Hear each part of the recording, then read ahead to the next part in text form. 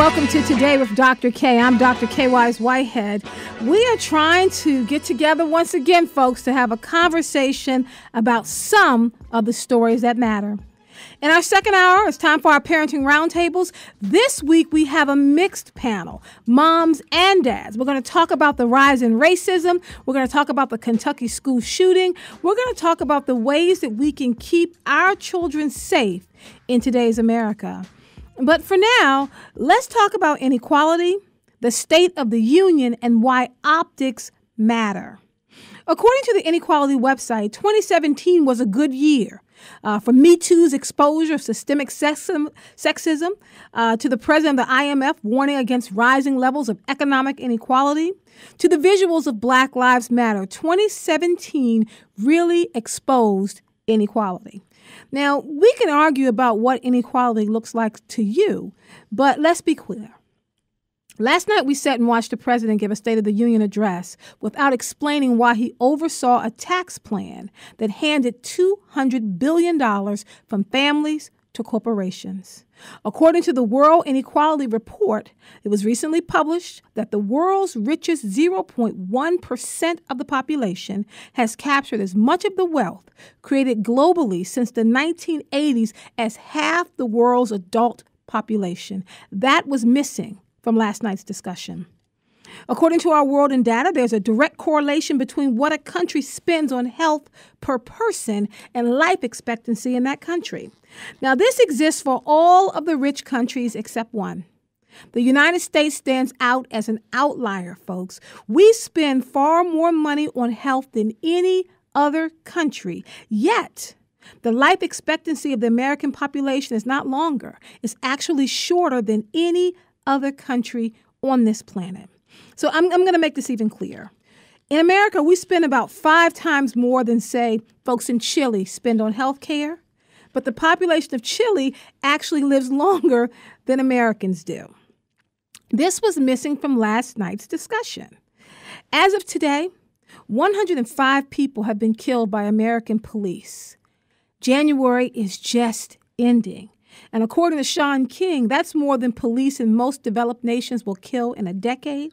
It's more than police in many nations have killed since 1970. And that was not discussed last night. It was missing. And don't get me started on mass incarceration, school funding, safe streets, mismanaged funds, #MeToo. Don't get me started on all the things that this president failed to bring to the table and bring to our attention. So what was discussed during the State of the Union? Let's take a quick listen to the highlights, and then we can go from there. Tonight, I call upon all of us to set aside our differences, to seek out common ground, and to summon the unity we need to deliver for the people. This is really the key. These are the people we were elected to serve.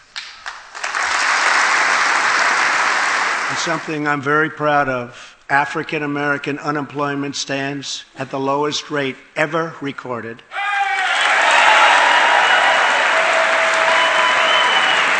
The second pillar fully secures the border. Crucially, our plan closes the terrible loopholes exploited by criminals and terrorists to enter our country. I am asking both parties to come together to give us safe, fast, reliable, and modern infrastructure that our economy needs and our people deserve. North Korea's reckless pursuit of nuclear missiles could very soon threaten our homeland. I just signed, prior to walking in, an order directing Secretary Mattis to re-examine our military detention policy and to keep open the detention facilities in Guantanamo Bay. Evelyn, Elizabeth, Freddie, and Robert, tonight everyone in this chamber is praying for you. Everyone in America is grieving for you. Please stand. Thank you very much. So the things that were discussed were not the things that are really drawing our attention. Gitmo is staying open. The president is taking credit for the low unemployment rates among African Americans. And might I add, even though they might be lower, we still have higher rates of unemployment than any other population. We need to talk about what that means.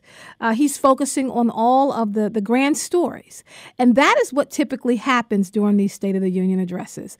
The president stands up there, he makes grand claims, and all the supporters of his party are the ones who are now clapping.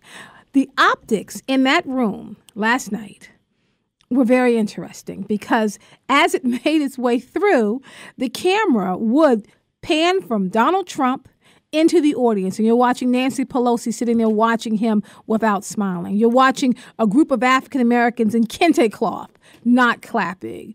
You're watching women sitting there in black not participating in all the grandeur that was Donald Trump and this party. But that is not new. That typically happens when people don't support the party of the president. They sit there. Think about during the State of the State address and the State of the Union address when you have someone like Donald Trump.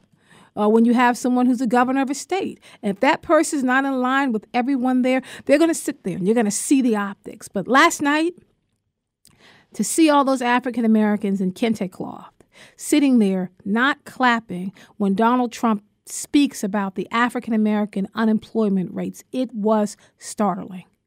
I was not surprised, but it was shocking to see. To see it right there on our television, people not supporting him, people of color sitting in the audience who are clearly not in support of the statements that he's making.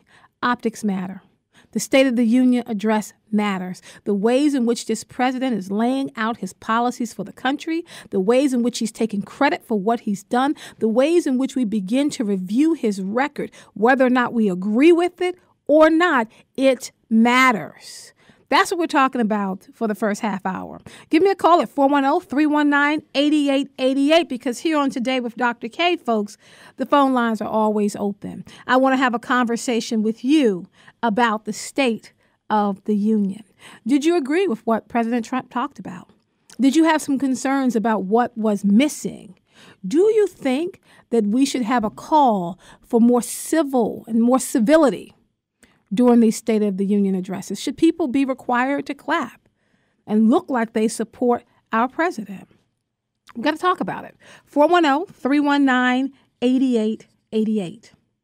Now, President Donald Trump, during this State of the Union address, took his hardline view on immigration. That should not have been a surprise to anyone. We have seen what has been happening over the last couple of weeks, whether it was his attack on all the countries in Africa, on Haiti. That was that whole comment around ESO. We should not be surprised about where he stands on immigration. We have watched him. We watched him go back and forth on DACA. I mean, we've been the audience to where this president stands on immigration. So we shouldn't be surprised about that. We also should not have been surprised by his executive order keeping open the detention facility at Guantanamo Bay. We knew that Gitmo was going to stay open. There was nothing surprising in that. The fact that he doubled down on the ISIS fight and called on Congress to pass an infrastructure package was not a surprise as well. Everything that the president spoke about last night, all the things that people were clapping about and were shocked to hear, if you have been paying close attention, not just to his tweets, but to his executive orders, to what people have been talking about, nothing should have surprised you. We're joined by the phone by Dr. Amrita Meyers. She's a treasurer of the Association of Black Women Historians and the Ruth N. Halls Associate Professor of History and Gender Studies at Indiana University, joining the conversation. Dr. Meyers, how are you? I am well, Dr. Kaye. How are you? Fine. It's a good thing to have you back. It's exciting for me to have your input on what we experienced last night. Now, at the top of the show, I talked about all the things that were missing. What are some of the things that you wanted to hear that he did not include? Give me one or two, Dr. Meyers.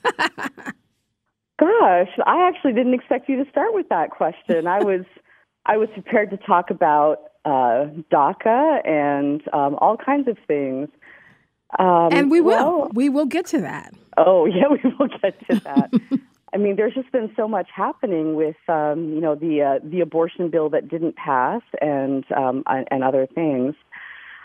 I guess, what I was intrigued by on Monday night was the fact that it was a speech that was not only extraordinarily long, but that spent a whole lot of time talking more about what he has supposedly already done and a lot less time about what he plans to do. Mm-hmm. And so I thought that was interesting because I was waiting an awfully long time for him to talk about what we can expect. And there was very little of that, actually, Dr. Kaye. And I was, in particular, I was waiting for him to talk about the things that the middle class and the working class could expect, in particular, the base that he's plays to, all the industrial sort of base that he played to during the election, right? In places like, in Michigan, in Pennsylvania, in coal country, where, he's been talking about all the industrial jobs he's going to be bringing back. There wasn't really much about that at all, actually. And so I'm kind of wondering where was the play to the coal industry? Where was the play to all of the heavy industry jobs that he said was going to, would be coming back to America? There was a very small nod to clean energy and the fact that I think Chrysler was going to be opening up a plant. And other than that, there was really no discussion about heavy industry or manufacturing. And when he used the word Americans, it just sounded so divisive. The word Americans does not offend me at all, but the way that he used it last night, and it seemed to be, I'm going to go with what CNN's Van Jones said. It seemed to be the president selling candy with poison in it. That particular title almost sounded like it was dividing the nation into parts. Well, and it was very interesting given that he has spent an awful lot of time in this past 11 months signing executive orders dividing the country and excluding people and keeping people out. He then turns around and says that we need to come together and be bipartisan and put aside our differences and work on uniting our country because we're all Americans and we all have dreams and we need to dream together and be a stronger nation. And the look on Nancy Pelosi's face when he said that was priceless. Well, that was a difficult thing to hear, only because if you align yourself with President Trump, you seem like you have to be in line with everything that he's saying. And there was a statement that he was making last night, and you just kind of touched on it. That's the one that had me stop for just a moment. We actually have a clip of him saying it. Let's take a listen to it, and then Jamila, we'll get to you right after this. And the sacred duty of every elected official in this chamber is to defend Americans, to protect their safety, their families, their communities, and their right to the American dream. Because Americans are dreamers too. Americans are dreamers too. Jamila, we have you on the phone. Welcome to Today with Dr. Kaye.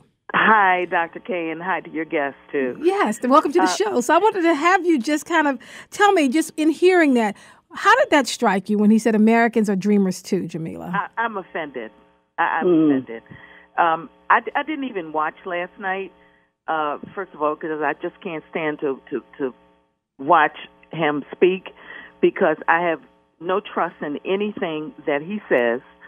And I decided to, I listened to your show, and there's other credible journalists that I listen to, and it's all over the internet. So I can get the information about what he said from there and I think that the reason why I called was because I heard Tom Brokaw say this morning that they probably need to just do away with the State of the Union address. I think and just so. all go out and have to a bar and have a beer or something.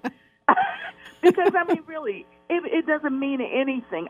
We can't trust anything. If I can't trust anything that you say, why would I spend my time listening to you? I don't trust him. I'm going to be focusing I register people to vote, and that is what I am focusing my attention on in 2018. All right. Thank you so much, Jamila.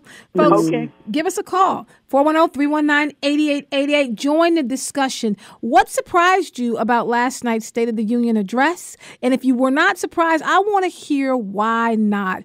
Amrita, Americans are dreamers too. Can you just kind of unpack that for us? Because a lot of people were very offended by this comment. Well, I was too. And I mean, like your caller, Jamila, I actually chose not to watch the State of the Union live last night, Dr. Kaye. It's, as your caller said, it's very easy to get everything online. And I actually sat down this morning and read the entire transcript, word for word. There are many, many outlets, including CNN and others, that reproduce it faithfully, New York Times, Washington Post. And so I spent quite a bit of time this morning reading it. I have a very difficult time listening to these speeches, particularly this particular president. And I was particularly struck by that comment because we know that we know what this particular president has done in terms of the executive orders that he's passed with regard to the Dreamers, with regard to DACA, with regard to the bans on Muslims entering the country. And with regards to the fact that he has specifically said that he's going to keep the prison at Guantanamo Bay open. He's basically campaigned on and has been, running his presidency specifically to erase every single thing that President Obama did or did not do. I mean, he said that's what he was going to do, is he would undo anything Barack Obama did and that he would, move in the opposite direction. And that's essentially what he's chosen to do, whether it's for good or for ill.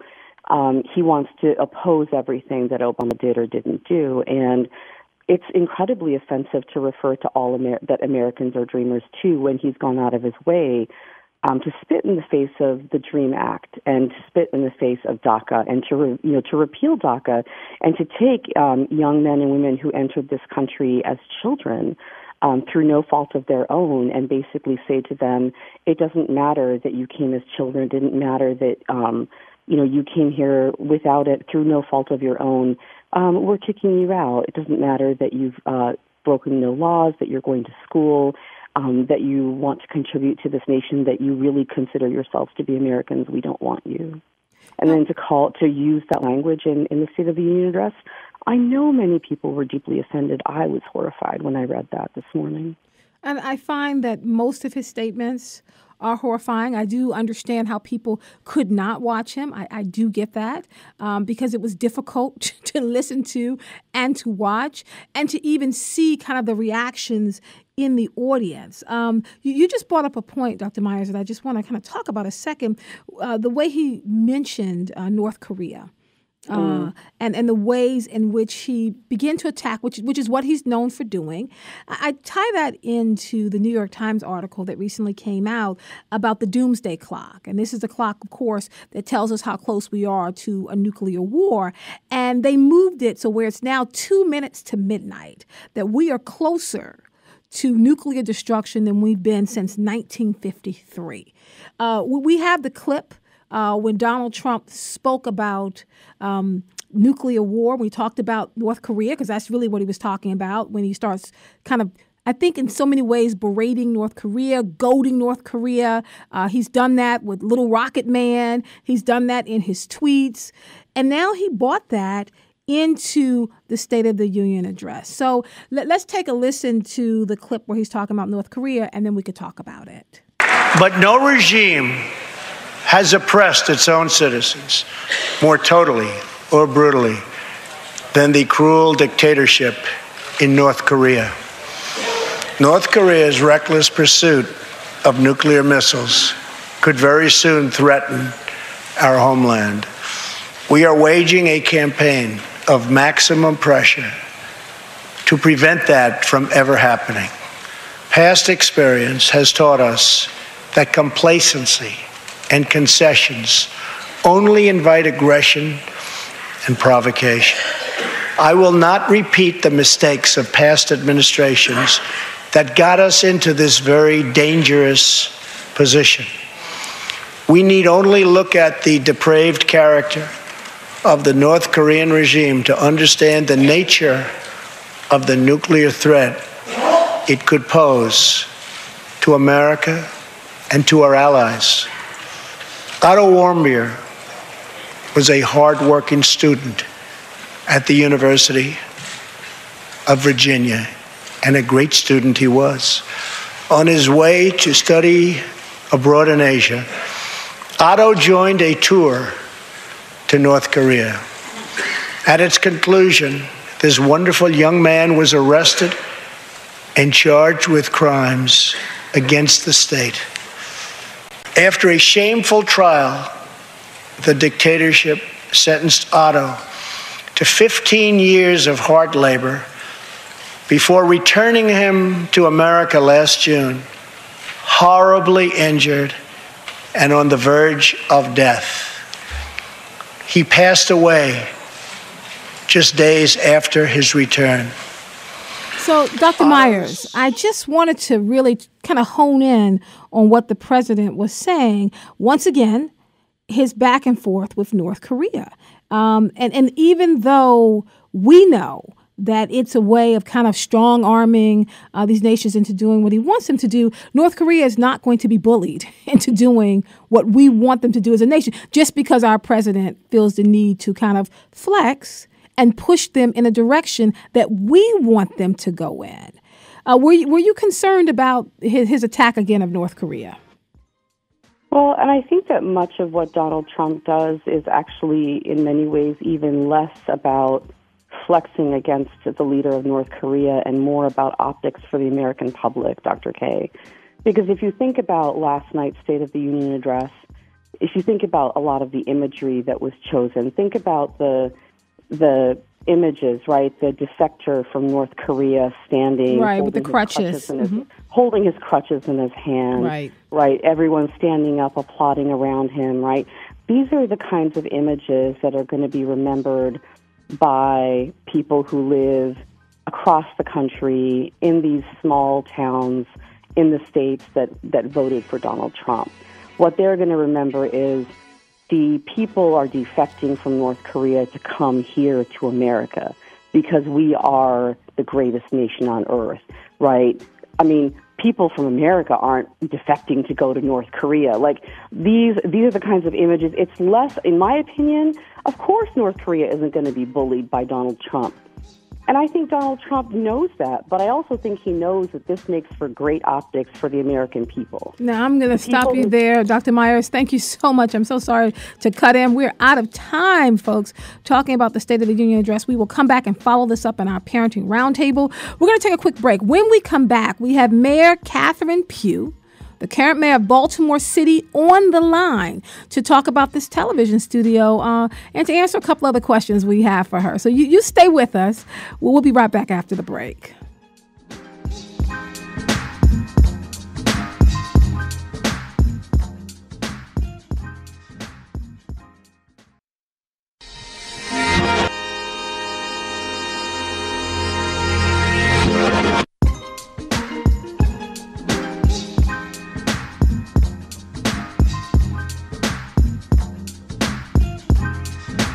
Welcome back to Today with Dr. Kaye. I'm Dr. Kaye Wise Whitehead. We are having conversations that matter. Folks, joining me now is Mayor Catherine Pugh, the current mayor of Baltimore City.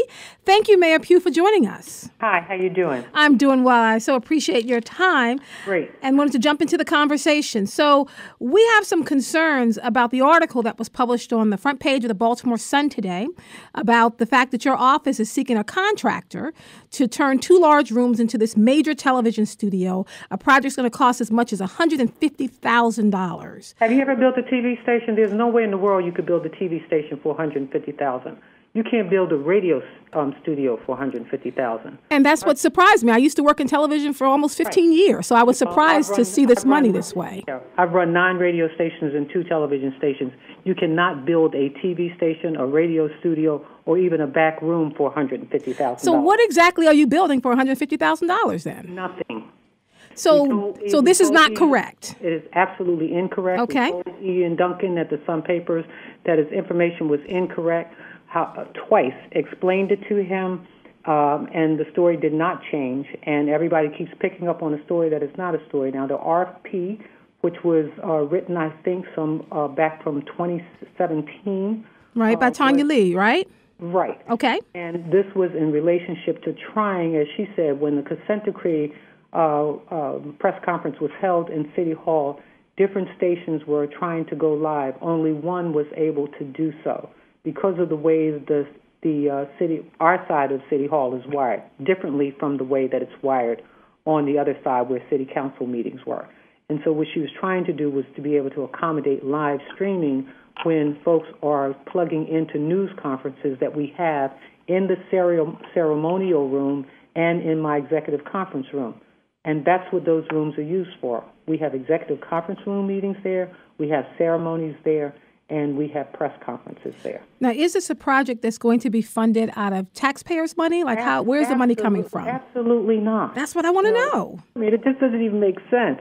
First of that all, was my confusion. It didn't make sense. First of all, the city has been given a station by Comcast. Everybody knows that, Channel 25. And we get money every year from Comcast to make sure that we're upgrading our equipment and we're staying, current. And so we get capital money from Comcast only to be used for capital improvements of our system. No taxpayers' dollars at all to wire so that when television stations come here for a press conference, that more than one can go live.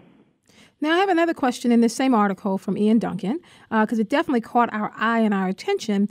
It talks about Gregory Tucker, your PR person that you're paying $40,000, according to the article, $40,000 to give you media advice for 3 months. What is Mr. Tucker's role? First of all, that's incorrect. So let me be real clear. Mr. Tucker works across all agencies of the city. He is our strategic communications person for almost every agency in the city. And when Mr. Anthony McCarthy left, it gave us a chance to look at our communications mechanisms and to create a communications department that allows us to communicate across all spectrums. So with Mr. Tucker and this issue that he's having, because the Baltimore Sun talks about this as well. Let me just say, the Baltimore Sun is not the Bible. Well, no, I don't think any of us should take it as well, that. No, I don't think it is the Bible. I'm agreeing with you, but at the same time, the Baltimore Sun is responding to the news, and your op-ed was in the Baltimore Sun on Sunday. So I try to take a look at all of this to be able to make some judgment here. But an op-ed is my exact words. That's different from somebody reporting information. And this information is not coming from your office. So Gregory Tucker does not just give you media advice. He works across the spectrum. He's not someone who has deleted his Twitter account getting into a Twitter battle with someone. There will not be a television studio. Again, these are all the points from the article that I want to make clear. You're saying none of them are true.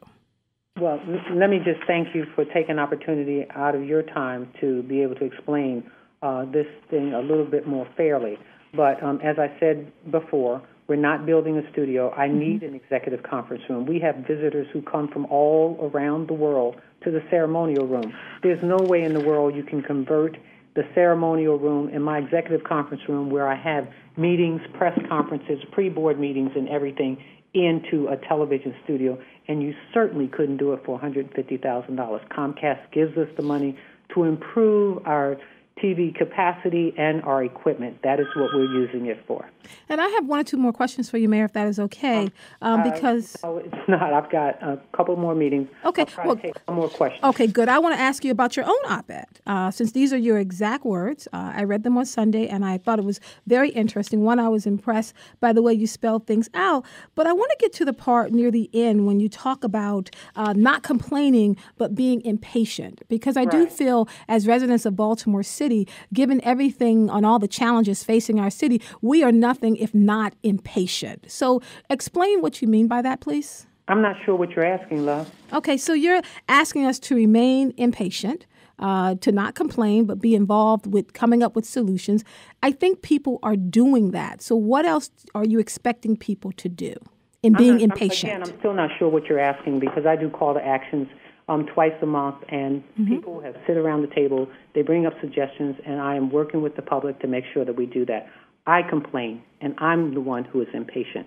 And I'm asking the public to continue to be impatient and help us to come up with additional solutions. And I invite everyone to participate in the opportunity to create better solutions for Baltimore. So I'm very excited about that. I tell folks every day I still pinch myself that I get to work on behalf of all of the citizens of Baltimore. Which I think is, as you stated in 2016, your dream job, and we will continue to hold your feet to the fire because part of what you're doing, holding your feet to the fire is... I'm not trying to burn my feet, but burning your feet might be, if I just I'm allowed to finish my sentence here about burning your feet, putting your feet to the fire as a metaphor. We don't want you to burn your feet. We do want you to feel the heat from the pressure of the people. And I think that's not a bad thing to know that the people are impatient. They are holding you accountable. They are holding your feet to the fire because this is your dream job. And part of your dream job is being responsive to the people's needs, our wants, our desires, our concerns, our problems, and coming up with solutions along with us. So Would you agree with that? Let me just say this as we conclude.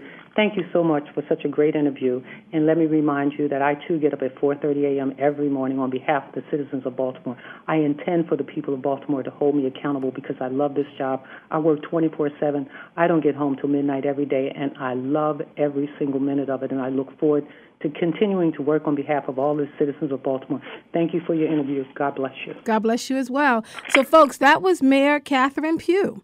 She gets up every morning at 4:30 a.m. She works until midnight on behalf of the citizens of Baltimore City. She is saying a television studio is not going to be built. She is outright saying this article from Ian Duncan, and we need to get Ian Duncan on the phone because this article from Ian Duncan from Mayor Catherine Pugh's mouth, she's saying it's not correct. They are not going to build a television studio. She also said that Gregory Tucker does not just work for her, that Gregory Tucker works across the spectrum. So actually, not only is this article not true, but every article about Gregory Tucker is not true because we've seen a series of articles about how he was hired to give the mayor PR advice. None of that's true. She's not doing any of that at all. She wants you to remain impatient. Do not hold her feet to the fire because she doesn't want to get burned. But I think that's part of being responsible and part of being responsive to the people. So what do you think, folks? What does that look like? We don't hold her feet to the fire, but we hold her accountable. So the mayor is open to calling in, so we want to get her back on the phone. What are some other questions that you have? We had a short time with her. We have so much more we want to talk about. What else do you want to talk about? If we could get the mayor back on the phone, and we will, what would you want to ask her? Do you want to talk about the homelessness situation? Because that was a question that I had. Travis asked me yesterday to find out what happened with the homeless when they had their bags thrown away. We had Tim on the phone. Tim wanted to know what's going on in terms of the videos that are going to be put out. We had so many questions and only a little bit of time. So I want to hear from you. 410-319-8888. The mayor gave us some of her time. And she has informed us that none of this is correct. Everything that we're saying, none of it's correct. But she wants us to remain impatient. The question I had for her is that if Baltimore City residents are nothing else, we are impatient. And we have remained impatient because we want real change to happen. We talk about it on this show all the time. We want to talk about Commissioner-designate Darrell D'Souza. I want to know about his plan. He's been flooding the streets with police officers, foot soldiers. He's been taking guns off the street. He arrested 55 people in one weekend. I want to talk about it. So we are going to take a quick break here. When we come back, we're going to keep the phone lines open, 410-319-8888. If we get the mayor back on, what do you want to talk about? This is Today with Dr. Kaye. Keep it here.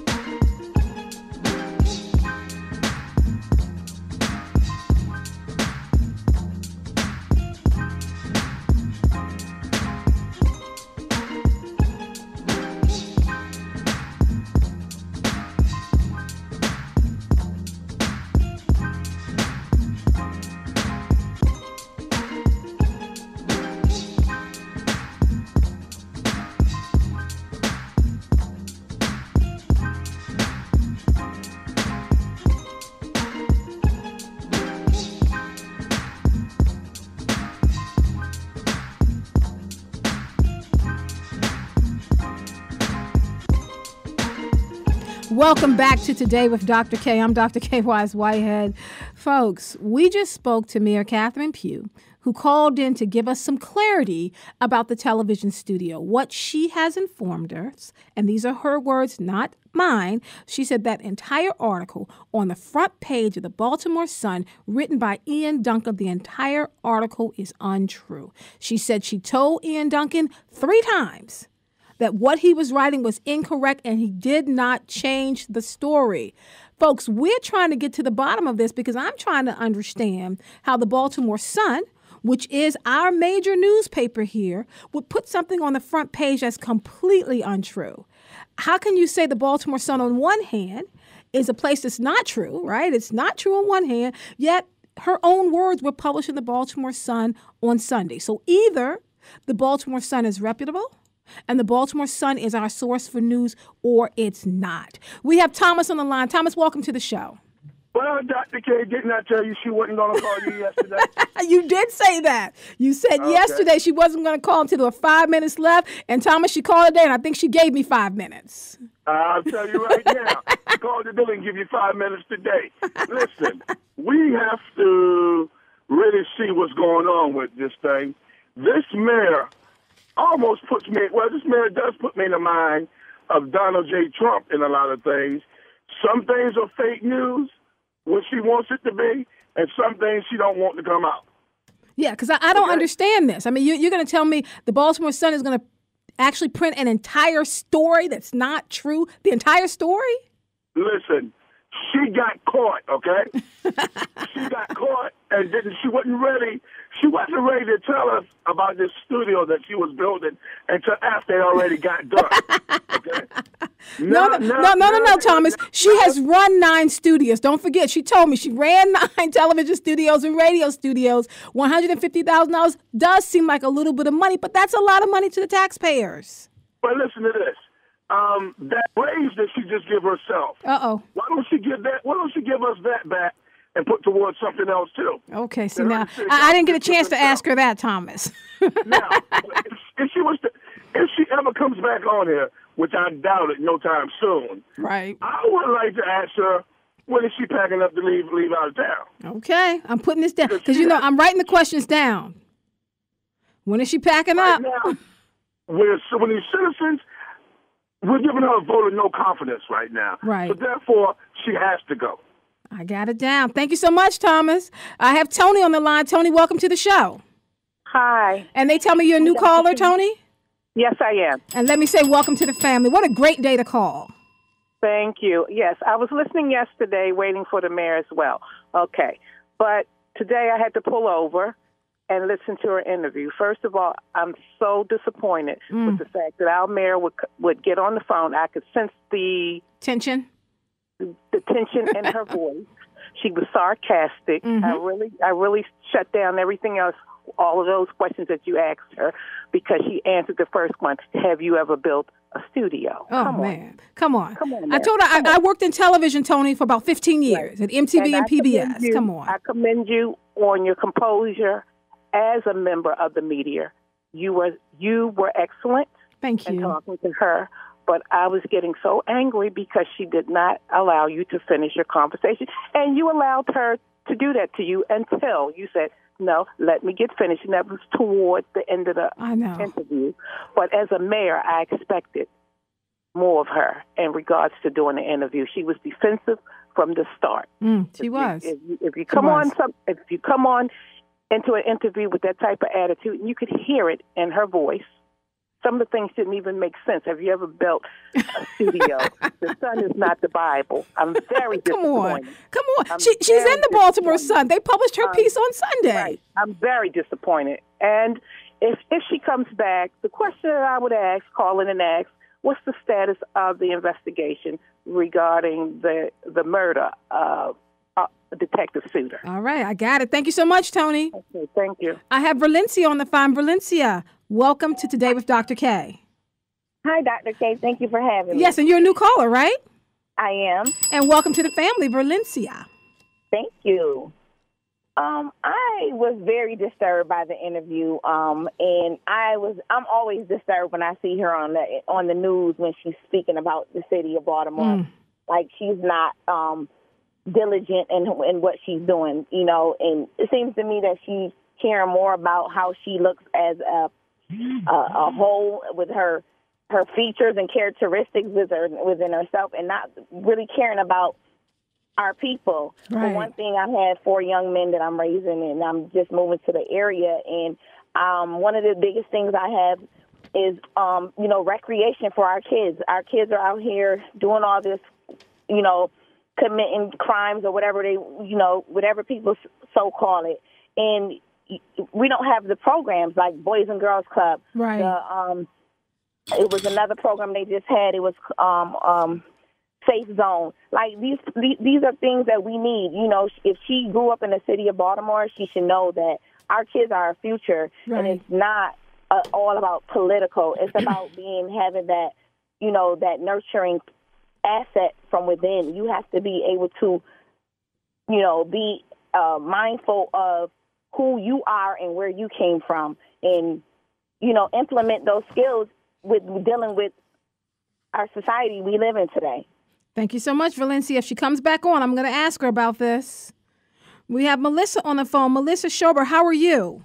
I'm well, thank you. How are you? I'm fine, thank you. So you wrote a piece you responded to the mayor's op-ed.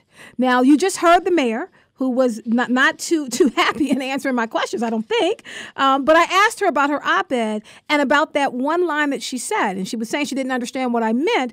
But you talk about this in your piece, Melissa, where the mayor said that she wants us to stop complaining and to remain impatient, almost as if we're not impatient, like we've become to accept all these things as normal in Baltimore City. Tell us about your piece and your stance on this, Melissa. Sure, and thanks so much. I wrote a piece in response to the mayor's op-ed and published it on Medium because I'm not a professional writer. I'm a mom of a 4th grader in public school here in Baltimore City. And I, too, am impatient for change. I'm impatient for my daughter to go to a school where the classrooms are heated on a regular basis. I'm impatient for the budget to reflect the priorities of the city and residents who lived here, and not what people external to the city think are best. So my impatience in response to her op-ed was to highlight all of the citizens that I know who are working diligently every single day on a variety of issues. It's PTO meetings, it's late night meetings at North Ave, it's homeless services, it's whatever you can think of. It's folks advocating for transportation and Vision Zero. These are really incredible advocates across the city that are doing incredible, amazing work, and I don't feel like they're recognized. And in addition to that, I think the overarching thing that bothered me and that I responded to with a lot of citations in the Medium post was that she didn't explain her own role in the impatience, right. Nor did she justify her failure to fulfill a number of campaign promises. So still, the city spends more on policing than schools, $471 million versus $280 million, despite a campaign promise written to the union. We're still haven't audited the police department. It's been 11 months since that promise was made. It's been 8 months since she promised to have affordable housing bond bill, and we haven't seen any of those things. Not so I'm at all. impatient. No, I'm impatient. I'm putting in my effort as a citizen. Where is your effort? Where is your effort as a leader? Well, that's the point I was trying to make. I'm like, we are actually very impatient. I mean, when I tried to say we want to hold your feet to the fire, she had a problem with it. She doesn't want to get her feet burned. Nobody wants to burn your feet. We want to hold you accountable. I understand and appreciate that, but to me, and the discussion about what time you get up and what time you go to bed, yes, she did tell us that. Is not relevant. Many of us work very long hours for our families and for our city. It is very difficult to be sleep deprived. You're a parent. I'm a parent. Yes, come on. You've been sleep deprived. When you take a job that you know is going to be difficult and have her dream job, mind time, you, her dream job. Yeah, and as somebody who served as Senate Majority Leader for a number of years before coming to be mayor, one would expect that she would have known the demands of the job. Right. Melissa, thank you so much. Now, if we are to get the mayor back on the phone, who knows if she'll ever come back again? But if she does, what is one question you would want to ask her? So my main question is why not the campaign promise to honor the commitment to increase the city's contribution to schools? And I know the mayor almost immediately responds with, my budget for the first time is spending more on youth and children than the police. And yes, that is true, but only if you don't look at the math. Right. If you look at the math and don't assume and condescend to people, you will see that that is only true if you add up all the spending on schools, maternal infant home visiting programs, juvenile justice. It's sort of a soup bowl of things. I'm talking about only the contribution to Baltimore City Public Schools for pre-K to 12, which is $280 million, $200 million less than we spend on police. Right. That is the question I would like answered. Why? Thank you so much. We'll try, Melissa. We will definitely try. Thank you so much. We have Keith on the line. Keith, welcome to the show. Yeah. Keith, they told me you're a new caller? Yes, I am. Let me say welcome to the family. Thank you. I just wanted to say that was an awesome job you did with that interview. Thank you. And I sense the same thing some of your previous callers sensed. I sense defensiveness and a little hostility. Yeah. And you were awesome. The only thing I have to say is you were awesome. Awesome. Good job. Thank you so much. Thank you so much, Keith, for checking in. We have Jerry on the line. Jerry, welcome to the show. Thank you, Dr. Kaye. Absolutely. I don't believe the mayor had other meetings to attend.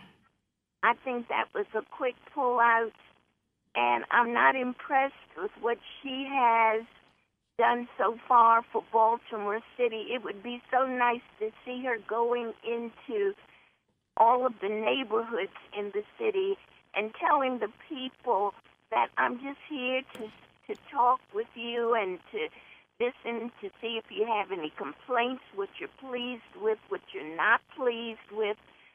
She just appears to be in photo ops that will present her in a positive light.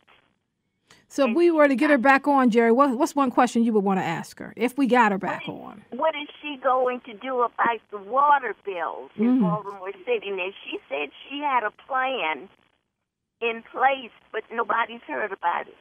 Okay, thank you so much. Folks, we are reeling from our time with Mayor Catherine Pugh. She came on, she gave us 5 minutes. She spoke to the fact that the Baltimore Sun article is incorrect, every single part of it. There is no TV studio. Gregory Tucker does not just work for her. It was surprising, to say the least. We got what we got. I want you to stay with us. When we come back, we're going to talk a little bit more about some of the questions we want to ask the mayor. I want to hear your feedback on the interview and where you think we should go from here. And then we'll have a bit of our parenting roundtable. Aiden, Ernest, stay with us. We will get to your calls. This is Today with Dr. Kaye. I'm Dr. Kaye Wise Whitehead. Keep it here for an update from MTA and then join me after the break.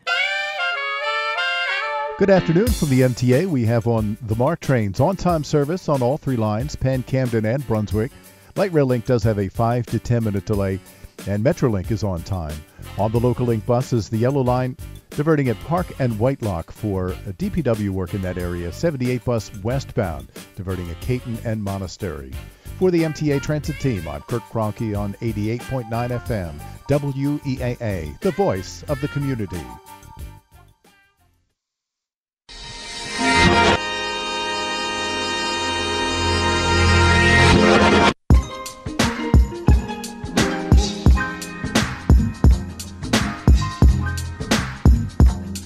Welcome back to Today with Dr. Kaye. I'm Dr. Kaye Wise Whitehead, having a conversation that matters. Earlier, we had Mayor Catherine Pugh on the phone, and she was responding to Ian Duncan's article in the Baltimore Sun about the television studios. We are reaching out to Ian Duncan to get his response. The mayor said the entire article is not true. There's no television studio. Gregory Tucker, who's making $40,000 for 3 months, is not just working for her, giving her media advice. Folks, if we get the mayor back on, what questions do you want to ask her? Because I tried, and she said she was out of time for me. So you got some other questions? Help me out here. We have Ak on the line. Ak, welcome to the show. Ak, are you there? Yes, how you doing? How you doing, sir? Oppressed but blessed. I know that's right. So what do you think, Ak? What is going on here? Well, it must be fake news. Kathy Pugh, Baltimore's worst nightmare. Oh, my. Thank you so much, Hawk. We want to hear from you, folks. We have the mayor on the line. We have Ernest on the phone. Ernest, welcome to the show. Yes. Thank you for taking my call. Absolutely. I think that the mayor should be challenged on things. However, I think Daryl D'Souza should be challenged in the same way. Shot a black male 5 times in the back. I think that you should have challenged Cheryl Whitehead. Cheryl Robinson Wood. Yes. I'm sorry. She was the one that attacked Marilyn Mosley every day that she came on EAA in that Freddie Gray trial. Took the side of the judge, Williams. Yes, she did. And, by the way, the Sun paper is owned by white people. They operate in the best interest of white people. Now, the other thing is, they know, some people in that Sun paper know that Freddie Gray was murdered, stomped to death by Officer Miller. He was the first one on the scene while Nero watched. That hasn't been talked about. They got a tape of that, allegedly, according to Mike McCormick of Advanced Criminology, who reports on police activities and things, and Owens Mills. Now, Ernest, if we're able to get the mayor back on the phone, what is a question that you have for her? And I know there's a lot of them. You got one? Yeah, I would ask her, at the time when Davis gave that speech, did she know that or suspected that Detective Suter committed suicide? All right. Thank you so much, sir. Folks, we're making our way through. You can give us a call, 410-319-8888. We have Aiden on the line. Aiden, welcome to the show. Hi. How are you? Good. So I don't really get why they would do this, because, like, with the Sun, why would they put something on the newspaper that's not true? Right. Like, I don't understand. It's like, if it's not the truth, don't put it on there. People want to see the truth. You don't put it on there just for entertainment or for something that for people to see. You put it on there for people to know. So you think we should go back and challenge the Baltimore Sun, Aiden? Is that what you think? I don't know, but they shouldn't be putting putting stuff that's not true on there. You get what I'm saying? I get what you're saying. I mean, if it's on the front page and we think it's a true story, well, we go to the source and they're telling us it's not true. And believe me, when we get Ian Duncan on the phone, we are going to find out. Because this is two forms of news here. Either something in the paper, what we're finding out is not true, then I want to know where Ian Duncan is getting this from. And why. And why. Yep. Why are you reporting on something that the mayor is saying is not true? Because that's a huge charge for the mayor to make, right? Right. Well, thank you so much. Aiden, if we get the mayor on the phone, what is one question you would have for her? There's so many questions, I don't even know. Okay, no problem. When we get on the phone, make sure you call back, because you probably have one that you can kind of come up with at that moment. Okay. Thank you for checking in. We have Buddy on the line. Buddy, welcome to the show. Hey, do you think our high elected officials need therapists? You sound like the superintendent.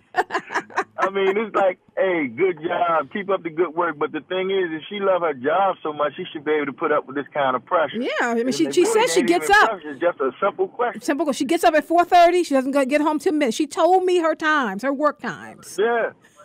But that still doesn't answer the question. I was trying to ask her questions from her own op-ed. And then, like you say, I mean, it's a million. It's going to be a million questions and stuff, but it's just the simple ones that we trying to ask. And some kind of, I think we've been more than patient enough too as citizens. Come on, I think, you can't tell us to be even more impatient. I think we're very impatient. I think and that's the thing. Oh, no, believe me. And let me not say I'm holding her feet to the fire, because she definitely has a problem with that. Good job. Thank you so much, buddy. Thanks for checking in. We have Clarence on the phone. Clarence, welcome to the show, buddy. How you doing? Good afternoon, Dr. Kaye. How you doing? I'm not a Baltimore City resident, but I'm going to start out with something good. Okay. I live in Pennsylvania. I moved up here 17 years ago. Had a subscription to the Meyerhof up until a year and a half ago, when a lot of stuff started happening in the city. Mm-hmm. But I still attend church there, have family and friends there. Very, very, very disappointed in the mayor's attitude towards you and your questioning. My question for the mayor is, there's another public radio station at the top of the 88 dial When she goes there, they screen her questions. I asked between her and the school commissioner. They seem to go to that station a lot. But I'm confused. The mayor is African American. Yes, she Baltimore is. City is predominantly African American. The school system is predominantly African American. Yep. Why does this lady have an attitude? She's the mayor. And if things aren't going right, I don't know whether the story in the Sun papers is true or false, but I'll say this. She had a very nasty attitude answering your questions. And people in this city, you need to hold these people accountable. Yes, we do. And Yes, with that, you all have a blessed day. Thank you so much, Clarence. Folks, we're responding to our short interview with Mayor Catherine Pugh. I have Leo on the phone. Leo, welcome to the show. Yes, Dr. Kaye. How are you? I'm doing fine, sir. Well, How the are mayor's you? going to punish you. I'm just kidding you. Let me tell you something. They resent all mayors. Martin O'Malley was no different. They resent you asking them pointed questions, particularly when they're not able to answer. And they think that because they are who they are, remember, she's been in office in political life for 30 years almost. Yes, she has. She knows how the game is played. She knows where the skeletons are buried. In fact, she helped to bury some of them. So the reality, the mayor has an office of employment development. I'd like to see her, and you've heard me say this before, initiate a job training, apprenticeship, and job placement program with the applicable stipends, which will allow people who are able to read well enough to be trained for the building trades or to be trained to rehab all these abandoned buildings we have in our city to get jobs. And she can well do that, but I don't see movement in that direction. And again, we talked about, I heard the talk that there was refurbishing going on in 2 rooms of City Hall. Yes, she says she's not building a studio. Attendant to this whole question of public relations.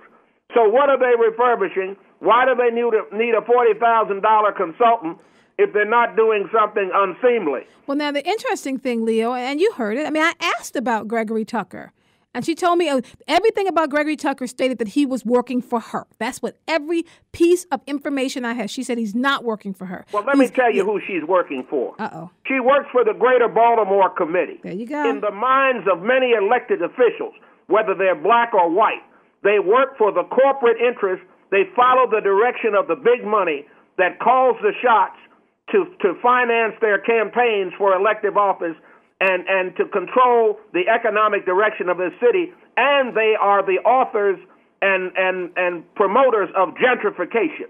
That's what the rich white establishment is doing in our city and throughout this nation. So don't be blindsided. They're going to try to get rid of you on this station, and they're going to go through the Board of Regents at Morgan University to try to get back at you and get you off the air.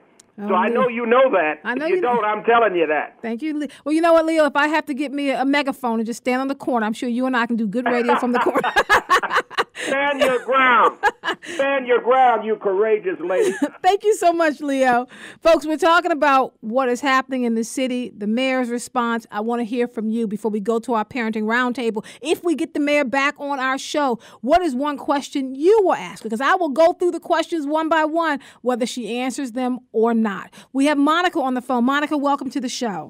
Thank you. Thank you. And they tell me you're a new caller, Monica? I am a new caller. And so let me just ring my bell and say, welcome to the family. Thank you.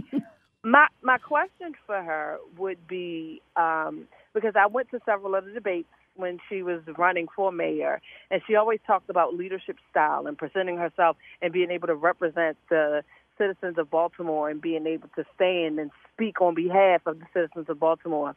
And since watching her in debates and watching her in office now, she has done nothing. When I say nothing, I have videos on my phone because I was filming, nothing that she said she would. But even worse, everything that she said about Sheila Dixon, she has actually portrayed herself in that actual manner. So the way that you say that she is not a good and professional representation of Baltimore. Hanging up in the middle of an interview just shows how immature you are, how unprofessional you are. And the one thing, that those of us that voted and want to represent Baltimore, we're tired of hearing the home of the YN, the abandoned builders. You're everything that we didn't want in office. So what is your plan to turn that around before you leave office? Or how would you feel? How are you going to feel once people want you out of there, like now? And see, that's the problem that we're having. So we've got to figure out how we can turn this around, because all we had, Monica, I'm thinking all I had was simple questions. I mean, I had a ton of them. But you had simple questions for somebody that knew the answer. For somebody that is so used to being able to tap dance around a direct answer, Dr. Kaye, you're not going to let her tap dance around you. So instead of addressing you and being, a good visitor. She didn't understand me. She said I wasn't clear. She said, let me get out of here for this lady had me hemmed up. What did she tell me? She said my questions weren't clear. That's what she told me. But that lets you know that she don't have a clear understanding of anything, so we need to get her out of there. Yeah, we need to really consider what our next steps are going to be. Monica, thank you so much. No problem. Folks, we had the mayor on the show. You know what? Why don't we just refresh your memory? We have a quick clip of that. Let's take a listen to it, and then I want to hear from you. 410-319-8888. Costs as much as $150,000. Have you ever built a TV station? There's no way in the world you could build a TV station for $150,000. You can't build a radio studio for $150,000. And that's what surprised me. I used to work in television for almost 15 years, so I was surprised to see this money this way. I've run 9 radio stations and 2 television stations. You cannot build a TV station, a radio studio, or even a back room for $150,000. So what exactly are you building for $150,000 then? Nothing. That's the mayor. She's saying nothing is being built. There was an article on the front page of the Baltimore Sun written by Ian Duncan, who's the reporter. He said that $150,000, an RFP had gone out, a request for proposals from the mayor's office looking to build a television studio. She said all of it's incorrect. They are not looking to build a television studio. The article is completely incorrect from the top to the bottom. Folks, there's something about this that just kind of confuses me. I believe in trying to follow the money and see where it goes. How do we get to this point where we can't believe the newspapers because our mayor just told us that we can't? So is she going to be the sole purveyor of truth, justice, and news in this city? Because if this is the case, then we need to live stream into her office. That's where we're getting the information from. We have Lewis on the phone. Lewis, welcome to the show. Lewis, are you there? Yes, I'm here. And they tell me you're a new caller? Yes, I am. Welcome to the family. Thank you. I'm driving back from the airport, dropping my husband off, and ran across your program. And I really like your line of questioning. And I am really concerned. We live in a really great part of Baltimore, but we see the disenfranchisement when you go over into other cities, access to quality programs, school programs. And, we voted for Pew. We were excited for Pew, but a lot of folks, white folks, black folks, were tired of her leadership. And my question to her is, what would she do for the families that are, making a certain amount of money in the city and want to stay in the city and see the city grow, but are leery of her leadership and leery of the crime, leery of the school system, and there's no real incentive to keep those families in the city. So how do we keep families in the city? Because that is a real concern, Lewis. It's a real concern. Yeah. Thank you so much. And thank you for checking in and calling in and listening in. We invite you to join our family and be with us every day from 3 to 5, Lewis. So, folks, we had the mayor on, and she was not very happy at the questions. We have a clip. Let's take a listen to it, and then, Kim, I'll come to your call next. Mr. Tucker's role. First of all, that's incorrect. So let me be real clear. Mr. Tucker works across all agencies of the city. He is our strategic communications person for almost every agency in the city. And when Mr. Anthony McCarthy left, it gave us a chance to look at our communications mechanisms and to create a communications department that allows us to communicate across all spectrums. So with Mr. Tucker and this issue that he's having, because the Baltimore Sun talks about this as well. Let me just say, the Baltimore Sun is not the Bible. Well, no, I don't think any of us should take it as Well, that. no, I don't think it is the Bible. I'm agreeing with you, but at the same time, the Baltimore Sun is responding to the news, and your op-ed was in the Baltimore Sun on Sunday. So I try to take a look at all of this to be able to make some judgment here. But an op-ed is my exact words. That's different from somebody reporting information. And this information is not coming from your office. So Gregory Tucker does not just give you media advice. He works across the spectrum. He's not someone who has deleted his Twitter account getting into a Twitter battle with someone. There will not be a television studio. Again, these are all the points from the article that I want to make clear. You're saying none of them are true. Well, that was Mayor Catherine Pugh. And folks, the interview ended shortly after that. I had other questions for her. You had given me a long list of questions. She reached out to us. We wanted to ask those questions. I wanted to find out more. Well, if the $150,000 is not enough to build a television studio, then where is the money going? Can we do like a caller said yesterday, hire 900 more youth this summer so they can have employment? We have Kim on the line. Kim, welcome to the show. Hello, Kim. Are you with us? Jim. Oh, it's Jim. I'm sorry. How are you, sir? Yeah, I'm just fine, sir. I just want to make one comment. Yes, please. I'm 82 years old, been living here all my life, and we probably had 6 or 7 mayors. 90% of the reason we have them is because we have more black people than white. There we go. All right, now, here's the problem that I wanted to talk about. Miss Pugh did something last week that no black mayor has done since we had the first one. And what's that? She did was she took over the police department that has harmed more and stopped more black people from being productive than any other issue in this town. Really? Well, now explain what you mean by that, because we know mayors in the past have fired, Here's okay. Here's what she did. The law in America says that we have a civilian government. Right. And all military and semi-military organizations are supposed to be run by civilians. The police had no business taking care of itself to start with. She should have on her faculty someone was equal in rank to the commissioner, that every morning she walked in, they told her what's going on, and she resigned them, and that's what she's doing. Wow, okay. You understand what I'm saying? I understand what you're saying. I understand what you're saying. People on these radios would stop the obvious stuff and the petty stuff and join her and go and ask her personally about some of these things and help her, we'd be better off. Thank you so much, Jim. So maybe instead of this, now this is, Jim's touching on a point here, folks. Maybe what I should do, instead of waiting for the mayor to reach out to me to come on my show, maybe I just need to go shadow her for a day. Let me take my recorder and go shadow Mayor Catherine Pugh and see what she does. I am offering it up on the radio now for Mayor Catherine Pugh's office. She gets up every morning at 4:30. She goes until midnight. I am saying right now, Dr. Kaye will join you. I'll join you at 4:30 a.m. I'll bring the coffee. We can go all day till midnight. I would like to see what you do, because you're telling me you work hard, you love this city, you pinch yourself, this is your dream job. My dream job is to tell the news and tell the truth as I see it. I will speak the truth. Invite me with you, Mayor. Like I said, I'll bring the coffees, you get the donuts, we can spend the entire day together, and let's see what you do. I want to be there. We have Yaya on the phone. Yaya, welcome to the show. I have a question more so than a comment. Well, let me first, hold on, Yaya. They tell me you're a new caller, right? Yes, I am. I do have a little procedure. I always ring the bell and say, welcome to the family. Well, I thank you, and thank you for taking my call. Yes, absolutely. But, you talk about, accountability.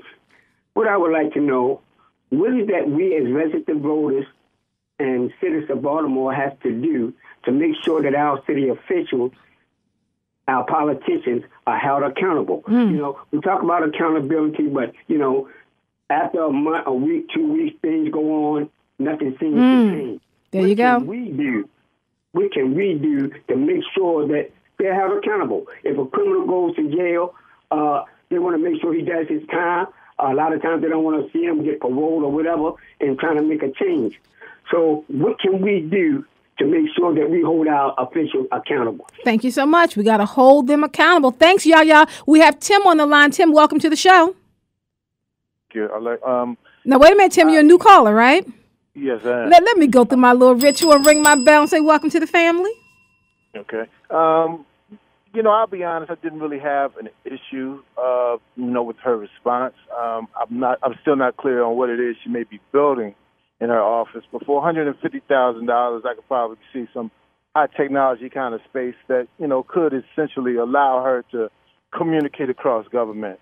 I've been a resident of the city for 10 years, and I didn't support her, but any leadership that I support in this city, I'm looking for them to do things in a different type of way, to communicate in a different type of way. I think one of Baltimore's issues is that a lot of times when you have leadership that comes to the city, whether it's in the mayor's office, the council, or the delegation that goes to Annapolis, having those tough conversations that these communities and the people in Baltimore really need to hear in order to change the city around is met with so much resistance on a lot of different levels. It seems somewhat disappointing that Baltimore seems to keep getting in its own way. Thank you so much. No, thank you for adding your 2 cents, Tim. I appreciate it. Folks, we have Nina on the line. Nina, welcome to the show. As always, it's a pleasure to speak during your segment. Thank you. Glad to have you again. Thank you. So as I was hearing the replay of the interview you just had with the mayor, and the first thing that comes to mind is that she has the type of attitude that most people in that genre, I hate to say, have towards individuals that are in the younger generations, which is, how dare you ask me these questions? And I think part of the reason why it actually went the way it did in terms of the interview on air is because it's like you had the audacity to even come to her and ask her these questions that she feels like she doesn't have to answer to. Yeah. And one thing I just want to take a second to go into sharing is, I'm sure everyone's familiar with the book, The 48 Laws of Power. Yes. And the law number 1 says, never outshine the master. Uh-oh. And I'm not that familiar. My husband's always telling me, you need to read the book. Uh-oh, I need to get the book. Yeah, so that's law number 1. And I feel like on her side, she definitely relates to law number 3, which is conceal your intention. I like that. I'll just leave it at that. Leave it there. Thank you so much, Nina. I'm going to actually go get the book. Folks, we're going to leave it here for just a second. When we come back, we're going to keep talking, but we're going to bring in Derryk Fltecher, Regina Lewis. We're going to put everybody in the mix and see if we can come up with a plan for how Dr. Kaye can spend the day with Mayor Catherine Pugh.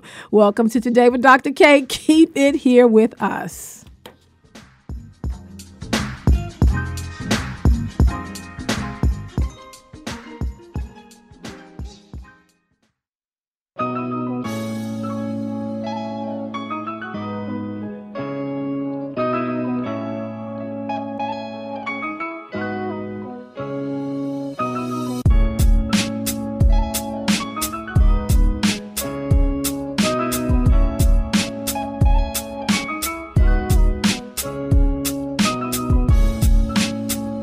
Welcome back to Today with Dr. Kaye. I'm Dr. Kaye Wise Whitehead. Folks, we're talking about the interview that I had in the last hour with Mayor Catherine Pugh. I have a little clip from that. Let's take a listen to it. You stated in 2016 your dream job, and we will continue to hold your feet to the fire because part of what you're doing, holding your feet to the fire is... I'm not trying to burn my feet. But burning your feet might be, Mayor, if I just I'm allowed to finish my sentence here about burning your feet, putting your feet to the fire as a metaphor. We don't want you to burn your feet. We do want you to feel the heat from the pressure of the people. And I think that's not a bad thing to know that the people are impatient. They are holding you accountable. They are holding your feet to the fire because this is your dream job. And part of your dream job is being responsive to the people's needs, our wants, our desires, our concerns, our problems, and coming up with solutions along with us. So do you agree with that? Let me just say this as we conclude. Thank you so much for such a great interview. And let me remind you that I, too, get up at 4:30 a.m. every morning on behalf of the citizens of Baltimore. I intend for the people of Baltimore to hold me accountable because I love this job. I work 24/7. I don't get home till midnight every day, and I love every single minute of it, and I look forward to continuing to work on behalf of all the citizens of Baltimore. Thank you for your interview. God bless you. God bless you as well. So, folks, and then she hung up. Let me just say that this is her dream job. She loves every minute. She gets up at 4:30 a.m. as she told me. And as I've said just recently, I am willing to get up with her. I will spend the day with her. I'm in the studio here. Derryk Fltecher came in. He's the host of Gospel Grace Morning Show. You hear him on Sunday mornings. He just won an award for being one of the best radio hosts in Baltimore City. Derryk, so what do you think? That was an incredibly fascinating interview. I was in the car driving on my way here, listening to the interview as I was coming from my office, and I had a "why that's fascinating." I've rephrased or I've repurposed the term WTF, and so why that's fascinating. Well, we also have Regina Lewis on the phone, Dr. Regina Lewis, who's always part of our Parenting Moms Roundtable. Dr. Lewis, we were on with the mayor, who, by the way, called me a number of times, Dr. Lewis. She called me love. She called me hun. Like, I almost felt like I was being put in the position that I was sitting at the feet of my grandmother, because those are the last people who call me love and hun, right? I asked her a question. I asked her 3 different ways the same question. I felt, Dr. Lewis, you know what I'm talking about. Sometimes when you sit with your advisor and they give you a question and you answer it, and they ask you the same question and you answer it and you ask you the same, and they keep asking you. It's like she asked me that she didn't understand, so I restated, which is what you do, right, Derryk? When you're working with the interview, you restate the same question. I'll tell you what it's like, Derryk, because I know you and Regina both have kids.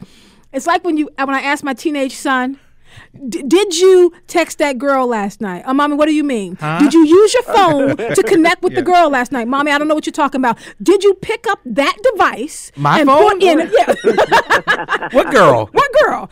What are girls, right? So I want to play a little clip, and then I want to talk about this. The question in this same article from Ian Duncan, because it definitely caught our eye and our attention. It talks about Gregory Tucker, your PR person that you're paying $40,000, according to the article, $40,000 to give you media advice for 3 months. What is Mr. Tucker's role? First of all, that's incorrect. So let me be real clear. Mr. Tucker works across all agencies of the city. He is our strategic communications person for almost every agency in the city. And when Mr. Anthony McCarthy left, it gave us a chance to look at our communications mechanisms and to create... Now, Derryk, I pulled that clip out specifically. The mayor said, and I think we all just heard it, so you and Dr. Lewis tell me if I'm wrong, she said that he does not work for her. Is that correct? And she just said that. She did. Okay, so I have people who are doing fact-checking, Dr. Lewis, like they fact-checked for Donald Trump last night. I have people on Facebook and on Twitter fact-checking. They found the contract, the non-construction consultant agreement from the mayor's office for Gregory Tucker, and they call him, quote, a consultant to the mayor. That's Wow. That is not what the mayor said. The mayor just said he did not work for her, according to this document. And I'm looking at the document in my face, folks. I'm going to retweet it out now, but it is a copy of just that piece of the contract. I want to thank Melissa on Twitter who put it out there. He works for her because a consultant to the mayor means, Derryk, tell me if I'm wrong, that he works for her. He does. Well, what the mayor said in her response to your question based on what was in the Sun, she said that he provides strategic communication consultancy, if you will, across all of the agencies. And even if that is true, which, I'm going to give the mayor room for, for trust. If that is true, he still works for the mayor. All of the city agencies report to the mayor. So, whether he's supporting just, her direct executive office or 5 other agencies, he's still consulting for the mayor. Because, Dr. Lewis, I'm just going to ask you, doesn't the buck stop with the person in charge? Absolutely it does. And I think that it would be really important to identify what is the problem. Okay, so, first of all, she must know that there is something wrong because there's something that she's not saying. So I'm just curious if you could speak a little bit to this, Kay, in terms of what is the actual issue with him working for her for $40,000 for 3 months. 3 months. Mind you, 3 months. That's a lot of money. And that's the buck that's stops a with her. consultant. That's a consultant. So He's a it's not consultant 40 hours a week. to the mayor. And so this is what people are saying. A couple things on Facebook. Paul Gardner, oh my God, it's so funny. The mayor is P.I.SSED, periods after all of them. People are quoting out that she said, the sun is not the Bible. We need to get the Baltimore Sun on the phone. I'm going to get a couple more of these phone calls in here, Derryk and Dr. Lewis. Mm-hmm. We have Lee on the phone. Lee, welcome to the show. Dr. Kaye, I was trying to get to her yesterday when Shane called. No, she did not. She gave me 5 minutes. I just heard the last couple of minutes, but I ain't catch the whole interview. How long was the whole interview? About 5 minutes. Oh, 5 minutes? That's it. Well, the little bit I heard, she sounded like the former mayor. Uh-oh. You know what I'm saying? I know what you're saying. They say birds of a feather flock together, but they ain't going to tell you the truth. They down there and doing what they want to do. And this happens. So if we were to get the mayor on this show, what's one question you would ask her, Lee? I would ask her what happened to when she was running, and she said about that she's going to worry about uptown as well as downtown. Okay. Because so far, it still looks like a hellhole, third world country up in the city. And I mean, it seemed like when she lied about the $15, Al Job, that's not happening. She would go for. So therefore, hey, so far, I mean, couple of hosts told me give her a chance. So far, she got an F. Okay, thank you so much, Lee. I have Tony on the phone. Tony, welcome to the show. Good afternoon, Dr. Kaye. How are you? I'm good. This is my second time calling. Thank you. The first time I called, we were discussing the issue with the school board. Now we're discussing the issue with the mayor. Like I stated before, with the school board, it needs to be a sense of accountability. And thus far, there is no sense of accountability. And these individuals in office forget how they get there. They are elected officials, and they fail to realize that the same way they got in can be the same way they get out. But I feel like we should be like the parliament, how they have different dignitaries coming in for a governmental meeting, and if things don't go their way, then they break out into a fight. Not saying that we should be that barbaric, but at some point, it's going to get to that point because, one, she's pretty much shown what kind of person she is. How are you going to evict the homeless from being homeless? I don't understand. I know. I agree. You're going to evict the homeless from being homeless, where we have the So where do they go? So where do they go? Where do they go? Right. But you have the Social Security building that's just sitting there that can house pretty much every homeless person in Baltimore City, and it's just sitting there on Green Street in Franklintown Road. It's just sitting there. And that just basically shows what kind of individual she is, what kind of individual those that are in office are. They don't care about the homeless, which means they don't care about our kids. They don't. They don't. And at some point, when is enough going to be enough? Thank you so much, Tony.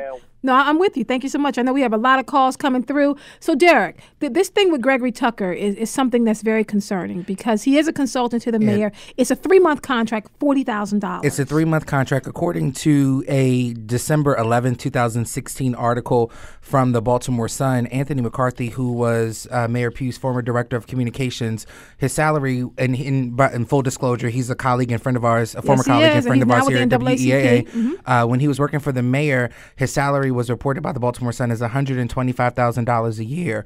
Mr. Tucker at making $40,000 in 1 quarter. 3 months. That's the equivalent of $160,000 a year, which is about 28% more than Anthony was making as a director of communications. Now, and this is noteworthy because she said she had the capacity to hire him for this consultancy because Anthony left. Which means I don't understand how this is being justified. And Dr. Lewis, I want you to jump in here as well because you're the communication person. So we have Anthony McCarthy, which I want to add this point that Derryk just said, has deep roots in Baltimore City, not just from from WEAA. He's now heading up the NAACP here. So I understand that he's a great guy, but he knew how to work this city.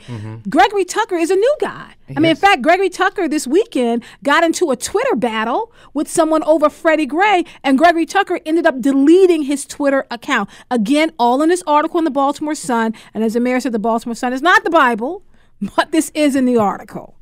So, Dr. Lewis, is this how you do communication? Absolutely not. Absolutely not. You know, it's really important that people do communicate with one another. And they have these conversations. But at the same time, it sounds to me, again, I go back to what I said before, that there's something that's not right. Right. That we're trying to get to the bottom of it. That's exactly right, because when it's not right, then communication starts to get lost. And I think this is where the confusion is. So if the mayor doesn't have the time for me, Derryk, then I just need to go to the mayor. I put that out there. I'll go to the mayor. You can go to the mayor, but I also think the mayor makes it very clear that she's a public servant and she serves at the will of the people. I think we need to be very clear about our open and standing invitation for the mayor to come and join us here in studio for an in-depth conversation. As I was listening to your interview with her, Kaye, there were times where I wasn't so sure that there was a conversation. I think that there were some clear talking points, and like any trained public speaker, certainly a politician, there are obviously goals for every interview that one in her position would take, and there's a message she wants to get across, but I'm not so sure that you had the opportunity to really ask questions. No, there was nothing in there.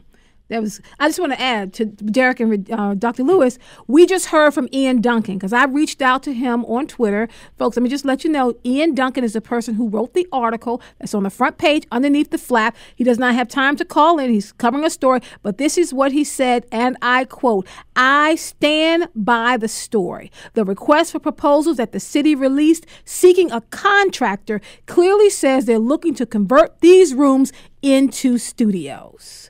So she just said that Ian Duncan's entire article was incorrect and that she told him 3 times that it was incorrect. Ian Duncan said he stands by it. He saw the request and it was looking to turn these rooms into studios at a cost of $150,000. But in the mayor's defense, could one argue that if she is routinely using her executive conference room or the ceremonial room for press briefings or for live media events, could one argue that that could technically fit the definition of the word studio? Well, let me just throw this back out. We have someone here, my person who runs the board, Dre worked down there. He said, well, instead of trying to convert TV rooms and do that for $150,000, just use the mayor's office of cable and communication. You already have that. We already have Charm TV. Why do we need more? Just so you can live stream the meetings and, as somebody said yesterday, perhaps control the message. And that's a bit of a concern. We have a little bit of time left. I would love to hear her thoughts to that very direct question. You know what? I'm asking I wish her. you had time. I wish I had time. So if not, then it's okay, because I told the mayor I'll meet her at 4:30. I did offer to bring the donuts. I said that. I said coffee. I asked her to bring the donuts. Come on, love, right? That's who I am. Come on, hun. Give me a call, Mayor Catherine Pugh. Love, let's come together. 4:30 a.m. I will meet you and I will spend the day, hun, and we can do this. We have Kenneth on the line. Kenneth, welcome to the show. I tell you, you have only to ask me, okay? I was there. I'm like Little Richard. I was there. I was at her campaign office, which was right around the corner on Charles Street, where I live at. And I saw Anthony McCarthy in the conference room talking to her during her campaign. Yes. Yes, I saw Anthony McCarthy. I said, there's Anthony McCarthy. And literally, I know at that time that he was, trying to get a job with her. Now, where is he now? He's actually leading up the NAACP here in Baltimore. So, yeah, that's huge. Anthony McCarthy and he's starting a church, too. Starting a church. He is a major mover here. Yeah, he knows a lot about the city. Yes, he does. But he knows his job, but I was surprised to see him gone already. But he was there now, because I was trying to figure out who did I want to campaign for, help out, and I decided at in the middle of the stream that I wanted to go with Sheila Dixon, and which was a mistake again. So I want to ask you a question. Yes, sir. Did you hear anything about Joe Jackson passing? No, I have not heard about that. You got the news that Joe Jackson passed away? It was on YouTube. Okay, well, wait a minute now. If the Baltimore Sun's not the Bible, YouTube might not be. Because YouTube told me that all the people I love died. YouTube told me that Tina Turner died. And I cried all night till I realized it wasn't true. So we won't get that. Playing games on these. That's a shame. Thank you so much, Kenneth. I'm gonna chime in with you later. She only gave you 2 minutes. She only gave me, I think it was all of 5. We're going to get the exact time, and we will let you know. I have a couple more phone calls. Folks, you can still call us, 410-319-8888. I don't know if Joe Jackson died, but I do know we had the mayor on, and if we were to get the mayor back, or if I go spend the day with her, because I'm willing to do that, what should we ask her? Give me a call, 410-319-8888. We have Vera on the phone. Vera, welcome to the show. Hello, how are you? I'm doing well. How are you? I'm fine, thank you. So, listen, what do you think? I heard your conversation. I heard the interview on my way to work, and I thoroughly enjoyed it. I enjoy you. Thank you. You have fantastic callers, and everything was just on point. It was very informative, for me, because I'm born and raised, from Baltimore. So I thoroughly enjoyed the show. Thank you. And I am a fan of Thomas, and I'm also a fan of Leo Barrow. So thank you. So you have a fan now. Thank you. I'm happy to always add another fan. Let me ask you, Vera, before you chime off. If we get the mayor back on this show, what's one question you'd like to ask her? Well, I would like to ask her what happened to her campaign promise as far as the minimum wage. Okay, I got that down. What's up with the $15 an hour? Because that's part of what she campaigned on. Thank you so much, Vera. We have Smitty on the line. Smitty, welcome to the show. Welcome to the show. I'm a first-time caller. Wait a minute. Wait a minute now, Smitty. You know what I have to do now? I always ring the bell and say, welcome to the family. Well, thank you ever so much. Yes, sir. So what do you think? Well, what I think is this here. In Baltimore, they have this thing called reward your friends and punish your enemies. Uh-oh. They learned that from William Donald Schaefer. Yeah. I can't understand how to Baltimore, and I've been here all my life. I'm 71 years old, and we keep on putting the same old people in position that do nothing. And when you were just talking about Kathy, well, Kathy and the present mayor, who just left out of there with her arrogant stuff, Stephanie, they are best friends. Matter of fact, she talked to end up taking that seat there to run for mayor. So you got the same old thing over and over, and not only that, she didn't even do nothing when she was a senator. That district looked terrible. So I don't know why we keep moving these people up and we expecting for them to give us something back in return. Now, what do you think? Let me ask you this before you chime off, Smitty. If we get the mayor back, or if I go spend the day with her, which I'm willing to do, what do you think I should ask her? What is your one question? I think you should ask her, tell her this is a one term for her. Uh-oh. Tell her I said it. Okay, thank you so much, Smitty. So, folks, I have Dr. Lewis back on the phone. Derryk Fltecher's here in the studio. We had the mayor on. She gave us, I'm going to say 5 minutes. My producer will tell me exactly how long we had. I think about 5 minutes, and we didn't get any answers. So, Derryk, for people who are upset, because a lot of them are upset on Twitter, what do we do now? Yeah, I think it's so important that we understand the fundamental philosophy behind the First Amendment and why the freedom of the press is so incredibly important, and why we have a responsibility, at those of us who have access to a platform, whether it's behind a mic like this or in front of a camera or even via social media. We have a responsibility to hold our elected officials accountable and really take them to task. And it is concerning, and it certainly gives me room for pause, not only as a member of the media, but as a citizen, as a registered voter, as a man. It gives me pause when we have elected officials who are very clearly uncomfortable being asked very direct questions about their actions and about their decision making. Now, Dr. Lewis, and I want to thank you for joining us. I know that you're not here on behalf of any organization or any company, that you're here on behalf of yourself, but because you are schooled in communication, it seems like we're dealing with an environment now with our elected officials. I'm thinking about Donald Trump last night. We're dealing with elected officials who get angry with the press for asking them questions. I mean, that's how we got the term fake news. How do we push back against this? Well, first of all, I do believe that in any direction, no one should operate through emotion, but through facts. And that's what I really like about what has happened today. We're pulling out facts. I listen to the statistics. I listen to what has been reported and what has been written down. And it's important that people know facts, because otherwise you're going to have a lot of smoke and mirrors. So if we're going to push back, or if you're going to approach this, then fact check, and then bring that information forward. And as we always hear, agitate, agitate, agitate. You can't stop. You have to continue until it gets right. You just have to continue to talk.